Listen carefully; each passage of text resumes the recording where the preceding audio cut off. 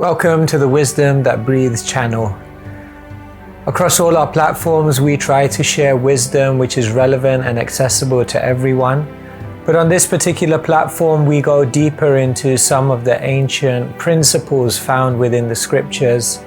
If you find some of the terminology difficult or inaccessible, then go over to our Keshava Swami YouTube channel where you'll be able to find other content which is perhaps more relatable. Thank you and enjoy the wisdom that breathes. Everyone is looking for happiness, but somehow or other they are missing. One time I was on book distribution, so someone was walking past, so I said, "Sir, do you have a minute?" He said, "No time."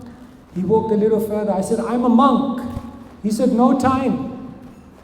He walked a little further. I said, "But we're giving books out on meditation." He said, "No time." As he was walking off, I said, "Have a good day." "No time." It was interesting. No time even to be happy. Everyone thinks they're happy, but deep inside there is a distress, there is a vacuum, there is a lamentation. In the West now they say, smiling faces, crying hearts.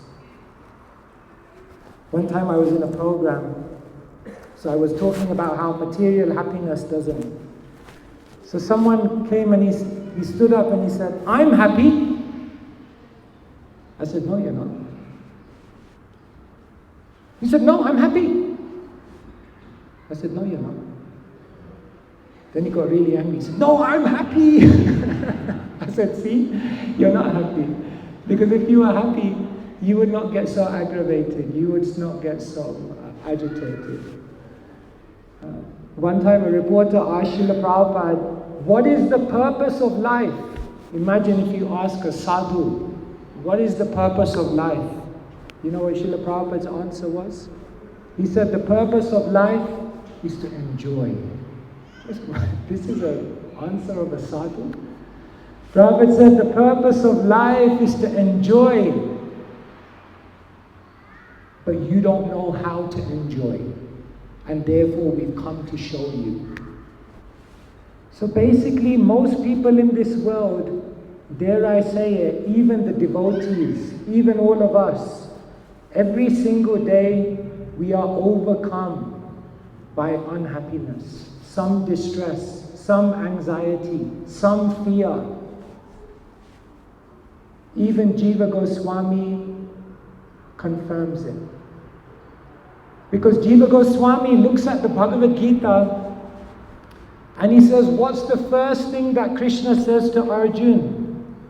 Asocyan anvasochastvam pragyavadanscha bhashashe Gatasun agatasuncha nanusochanti pandita. Krishna looks at Arjuna and he says, "Why are you lamenting for that which is what not worthy of lamentation?" And what is the very final thing? Jiva Goswami says, Krishna says in the Bhagavad Gita, Sarva dharman parityajya mamekam saranam vraja aham tvam sarva papebhyo mokshayishyami ma sucha. Jiva Goswami writes in Paramatma Sandarbha that the whole Bhagavad Gita begins with Krishna telling Arjuna, do not lament, do not be in fear, do not be in anxiety, do not be overcome by distress. Don't let your mind drown you. And the very last thing that Krishna says to Arjuna in the Bhagavad Gita is the very same thing.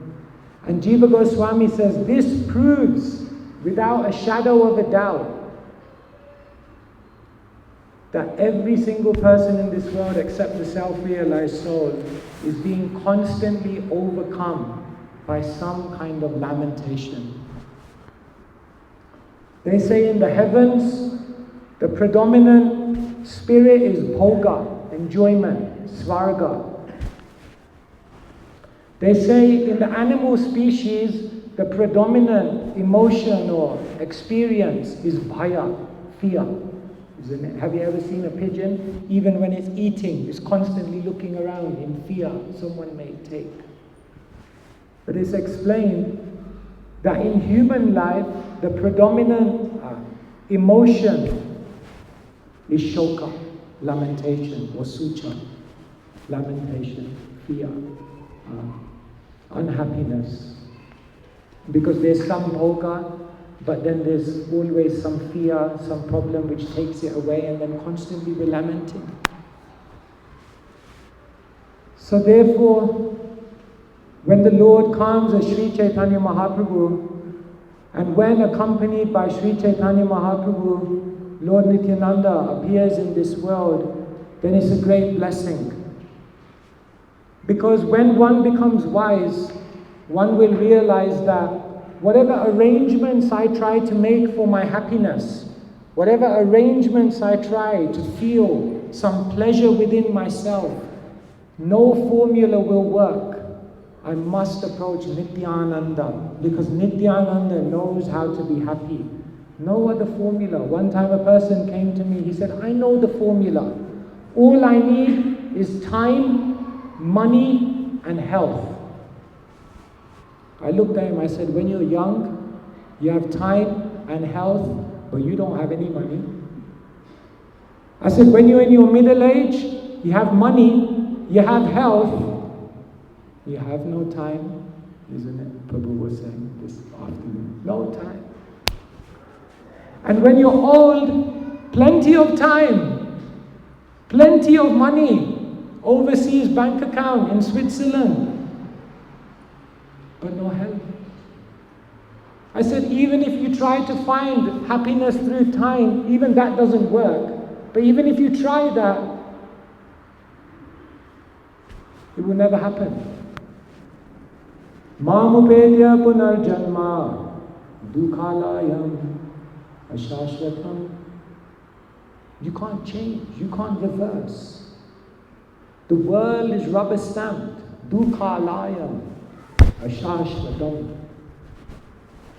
You can't. Imagine you go to a prison and then you call the guard and you say, hey, there's a problem here. The door is jammed. Someone bring the engineer. The door is... No. The door is not jammed. You're in a jail. That is the nature of the jail.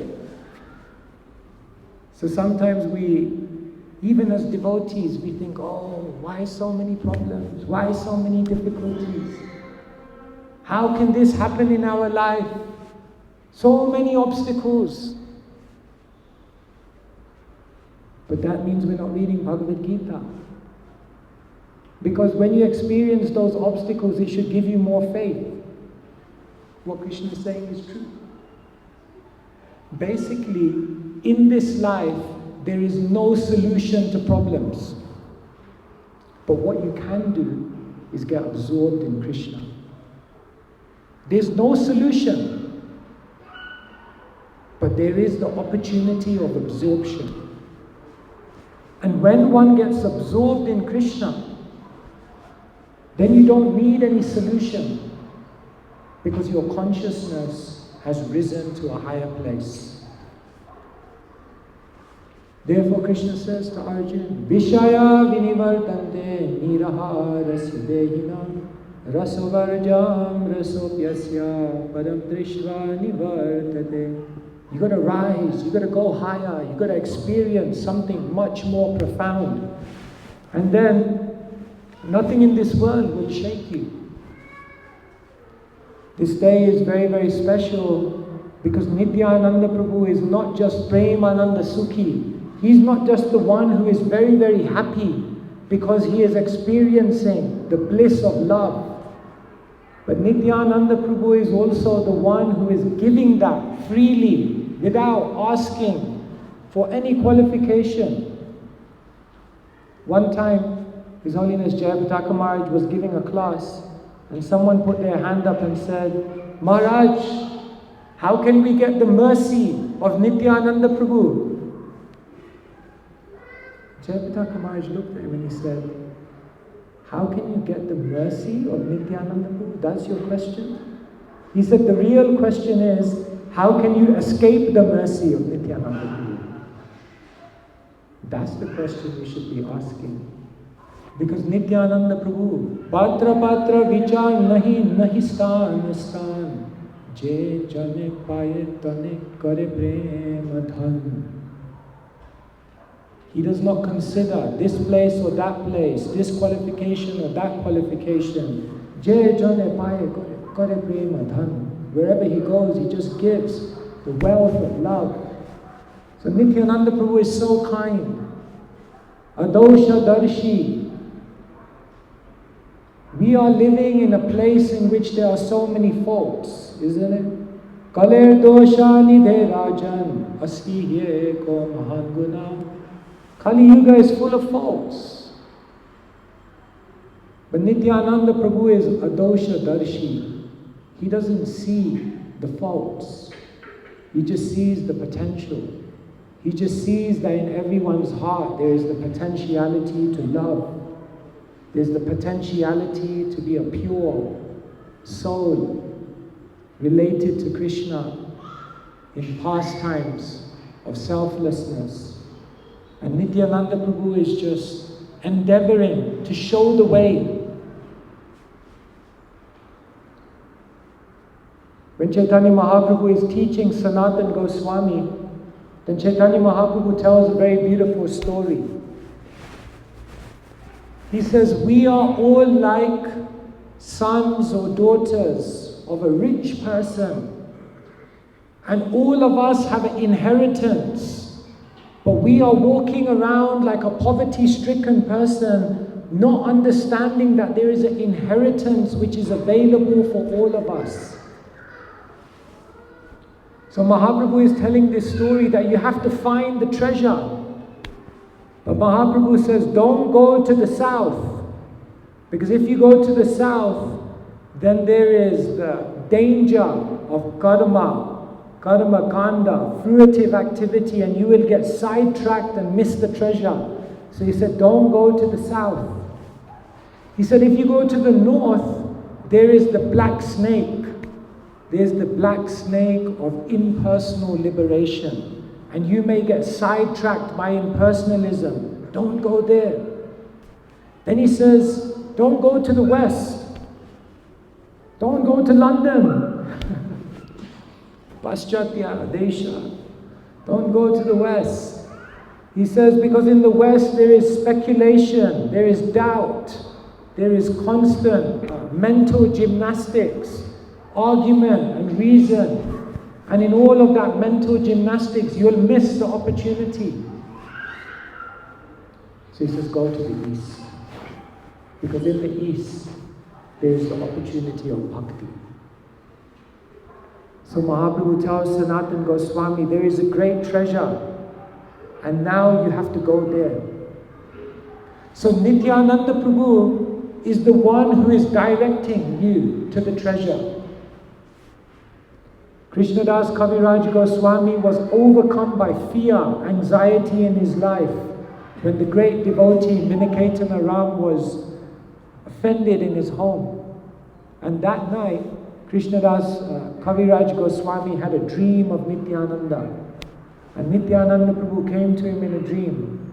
Hare Hare Krishnadas na karah bhai, Vrindavana yahataha sarvalabhya hai. Hare Hare Krishna Das. Oh my dear Krishna Das, na karaha bhai. Don't worry about anything. Vrindavana yahataha. Just go to Vrindavan. Sarva labhya hai. And there you will get everything you desire to your heart's content. So Nityananda Prabhu showed Krishnadas Kaviraj Goswami the way to go. And Krishnadas Kaviraj Goswami went to Vrindavan. He got everything. He got the best association in the world, the association of the Goswamis. He got the best residence in the world, residence in Radhakund. And he got the best service in the world, the opportunity to write Chaitanya Charitamrita. Nityananda showed him the way. Go this way and you will get everything you need. Narottam Das Thakur, he was also wondering, where will I go, what will I do? And then Nityananda Prabhu came to him in a dream and said, just go to the Padma.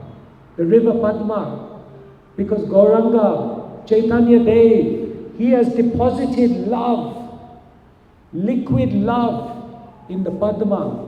And when you bathe in there, you will be overcome by that love. Once we went to that place in Bangladesh, Keturi Gram. So we went right in the middle of the Padma, when Narottam Das Thakur jumped in to try to get prema. So we were all waiting there, about to jump in. Maybe, just maybe, we all jumped in. 5 of us nearly drowned, and not in prema. But Narottam was ready, he was fortunate, he was a Bhagyavan Jeev, very fortunate. And because Nityananda Prabhu showed him the way, and he immediately walked, then he got the mercy. Raghunath Das Goswami, he was trying to run away from home to join Chaitanya Mahaprabhu. Very difficult. Sridhar Swami used to say, in ISKCON, for most people, the problem when they come to Krishna consciousness is Mahapap. They've done too many bad activities. But for Indians, it's Mabap. Mom and dad, don't go too deep. Be normal. Degree, Nokri, Chokri. Follow the path. Don't be a mad person.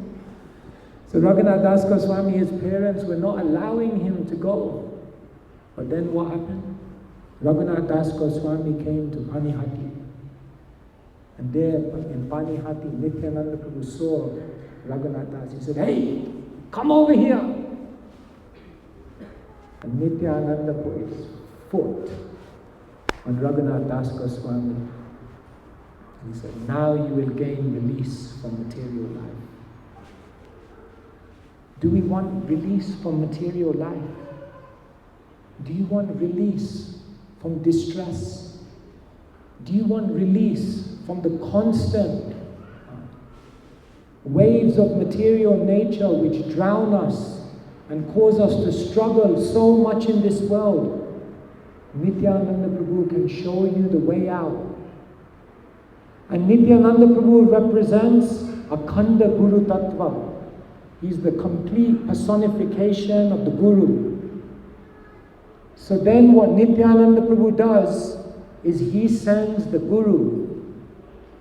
And the Guru, in partnership with Nityananda Prabhu, show the living entity the way to get the prema dhana, the wealth of love. They're giving. We just have to walk the path that they give us. In our life, we are so fortunate because the Guru appeared in our life. It's not so easy. It's a very, very special thing when the spiritual master appears in your life.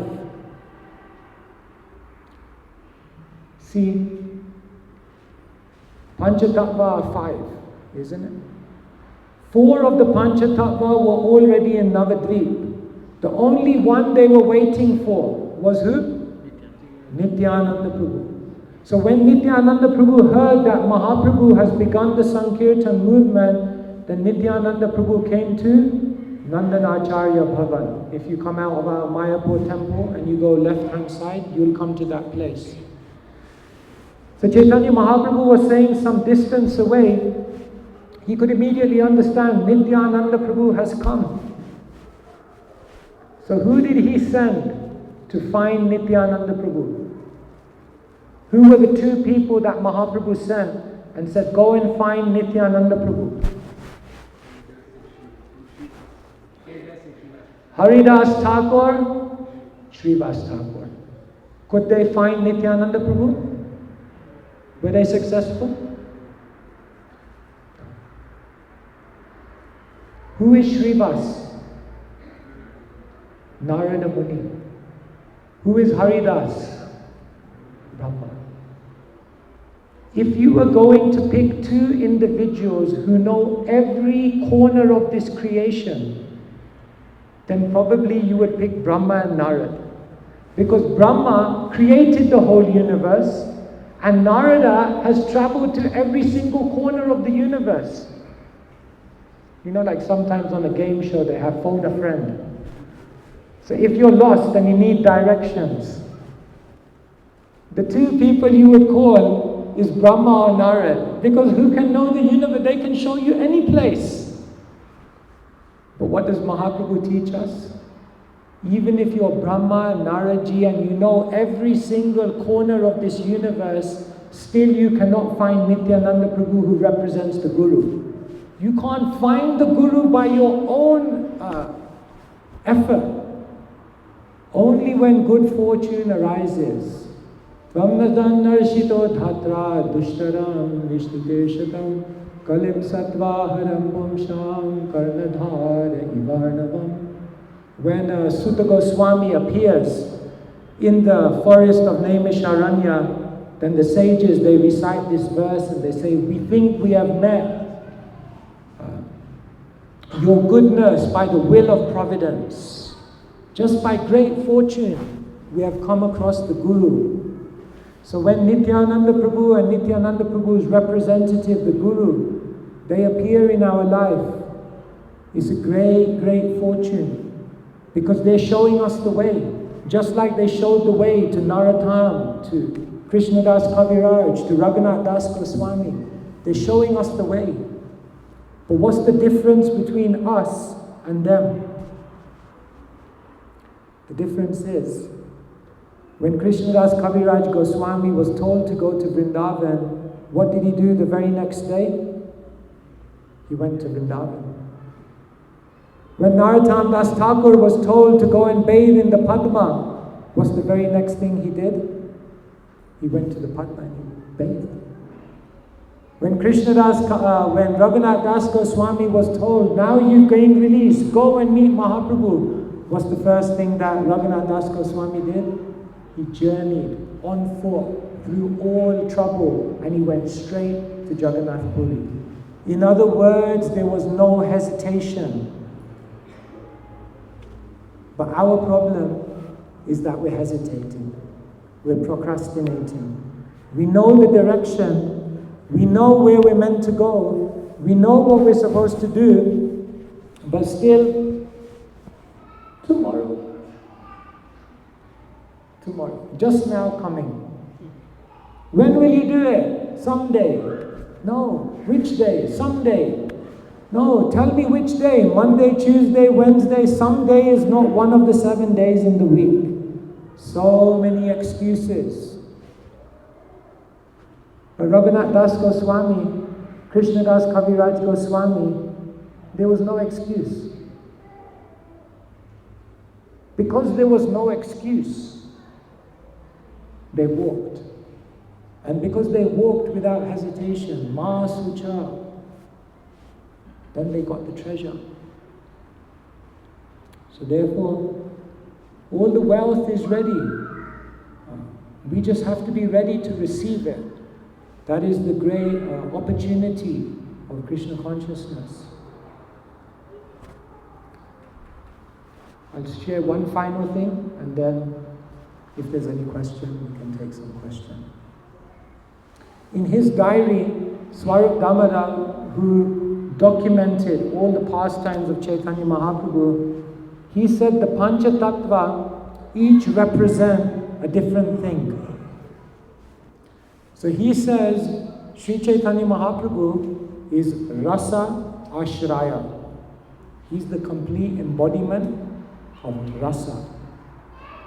That makes sense because Chaitanya Mahaprabhu is who? Krishna.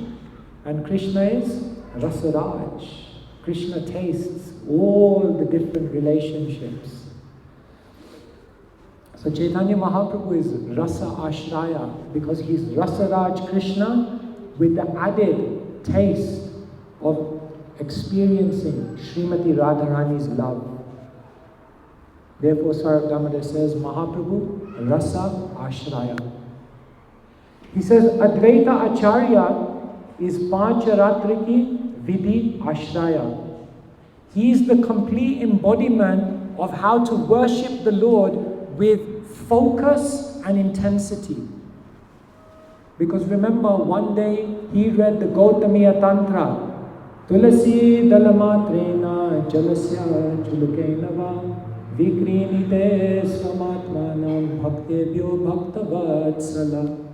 He read this verse that Krishna, if you simply offer him some Ganga Jal and some Tulasi, and you offer it with bhakti, then Krishna is conquered. And therefore in Shantipur, to his Shaligram Srila, Advaita Acharya offered that worship, but he offered that worship with intensity and focus, and therefore Krishna had to come.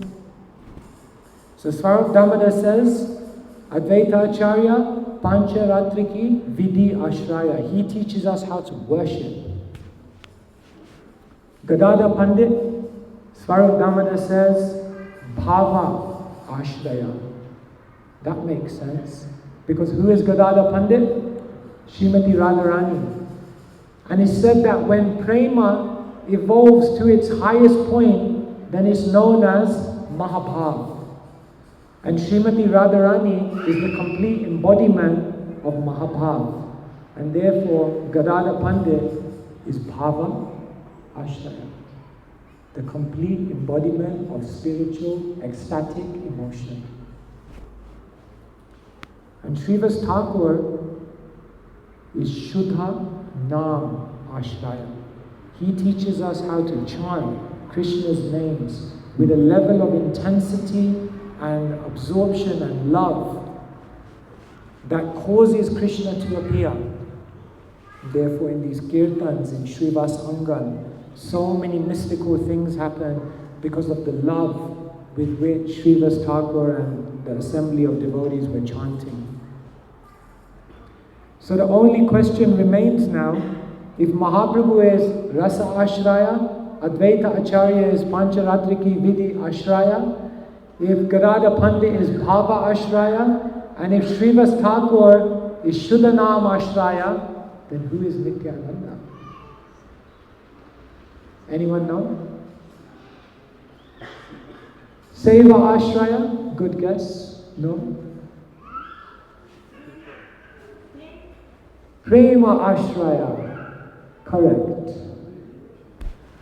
Yes. Svayam Damodar says Nityananda Prabhu is Prema Ashraya. Now that's interesting. Because Chaitanya Mahaprabhu is Prema Purushottam. We say Prema Purushottam Sachinandana Gaura Hari. So if Chaitanya Mahaprabhu is Prema Purushottam, the very embodiment of Prema, love, then why is Nityananda Prabhu Prema Ashraya? And he explains, because although Chaitanya Mahaprabhu is experiencing prema and giving prema, the level of generosity and the level of desire that Nityananda Prabhu has that everyone must have prema is so outstanding that it even eclipses Chaitanya Mahaprabhu. And therefore, Nityananda Prabhu is known as Prema Ashraya. Prema Mata Nityananda. He has become so maddened by love. Isn't it? Like if you go to a party and someone has taken too much, few too many, then it's a good time to ask them for money. Yeah, take. No. So Nityananda is like that, intoxicated by love, and therefore giving love very, very freely. But when Nityananda and Nityananda's representative, the Guru, when they come and they give you the call, go this way, then you must go.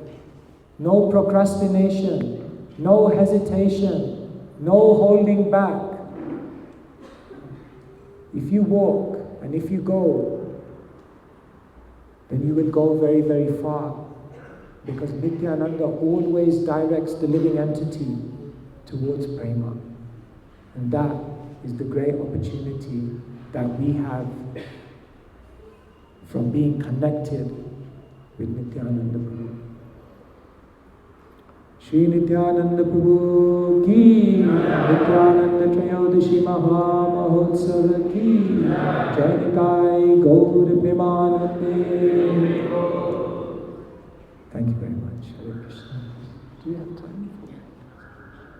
Yeah, if anyone has any question or comments. Yes.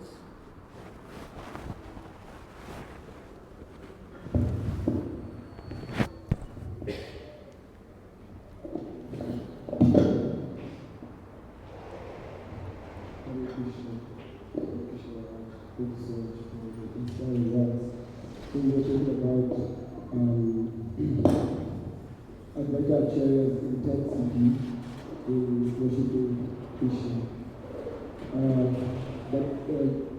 So in a sense we are asked to have such a high intensity of focus of self-mind control. But at the same time you hear that in yoga and one is balance, we're not able to control our mind. Many times when it becomes so sort of not so serious and practicing, okay, like a religion, I just feel for mercy, or I can't control my mind. So I just practice as much as I can, not so much seriousness because I do that. How do we find this balance, or how do we understand as the moment and we still need to have a sense of so much focus as we explained at the time? How do we find an intensity when we have our limitations? Every single person in this room has already been intense in their life. Every single person in this room has an incredible capacity. But the question is, what are we using that capacity for? Did it not require intensity to raise your kids? Did it not require intensity to come to another country and set up your whole material life? Did it not take intensity and determination to rise to the heights of your corporate position? People out there work 70, 80 hours to get some of this. If we put 10% of the effort that we put in material life into spiritual life, we would be flying. One time my alarm went off at 3:30 in the morning. I was thinking, why did I join this movement? It's too early. 3:30, this is not a human hour. And then it was interesting because one of my old contacts, at that very moment, he called me. I was waking up, I was like, and then he called me. So I picked up the phone. I said, what are you doing awake at this time in the morning? I said to him. He said, I know you're awake, so I called you. I said, I'm awake, but what are you doing awake? He said, I'm just about to go to sleep. I did an all-nighter, he's investment banker. He said, I did an all-nighter at my office, so I thought I'd just check in with you and see how you're doing. I'm about to go to sleep. So I said good night to him. He said good morning to me. And then I asked myself, would I rather be waking up at 3:30 in the morning to see Krishna in Mangalarti? Or would I rather be going to bed at 3:30 because I did an all-nighter at the office because I needed to do that to keep my job? I looked at him, I said, as much intensity as you have to succeed in your career, you pray for me that I can have the same intensity in my spiritual journey. Maybe I'll get somewhere. So if anyone in this world says, no, we can't do it, we're lazy, we're unfortunate, it's so hard, spiritual life, but we're not lazy when it comes to material life, then we're inspired. Then we're ready to take any risk. Then we're ready to make any sacrifice. Then we'll turn our life upside down. Parents will go to the other side of the world just to make sure their kids get a good education. And that's very good. I'm not saying it's a bad thing. But can we make that kind of sacrifice for our spiritual journey? We have it in us. So Krishna consciousness is simple and it's easy, but it's not cheap. It's not cheap. It's simple, it's easy, but it's not cheap.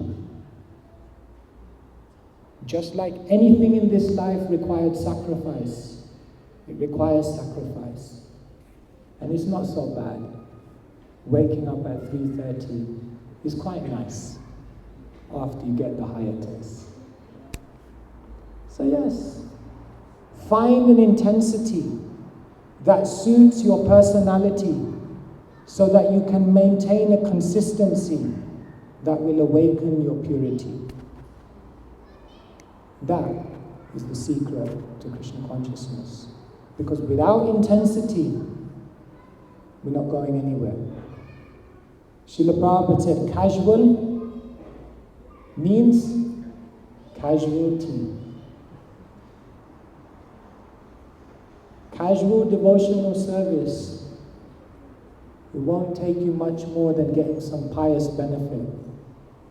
But if you want Krishna, Krishna bhakti rasa bhavita mati kriyatam yadi kutopi labhyate tatra lolyam api mulyame kalam janma koti sukrate na labhyate. There's only one price. Tatra lolyam. You got to be greedy. As greedy as people are for money, as greedy as people are for position, power, prestige, popularity, as greedy as people are for social acceptance, you got to be that greedy for Krishna. So, one of my uncles said to me, "Why don't you get a proper job?" I said, "I got a job. Srila Prabhupada's my boss." He said, "This is not a proper job." He said, "If this is a proper job, what's your salary?"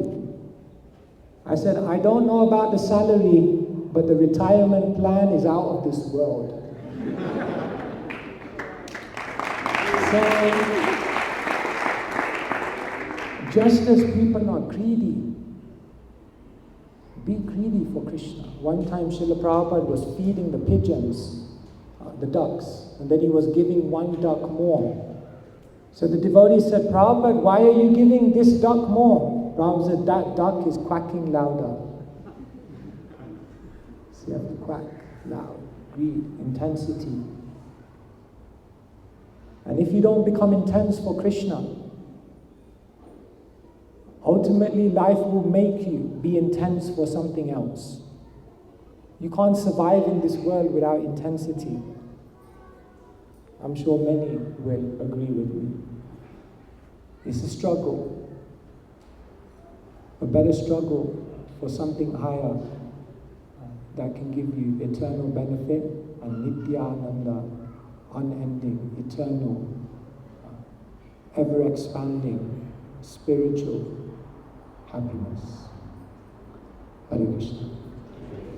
Okay, I think time is, I see other hands, but I think time is going. We have more days. So thank you so much for your kind attention. Shri Harinam Sankirtan ki Jai, Nityananda Prabhu ki Jai.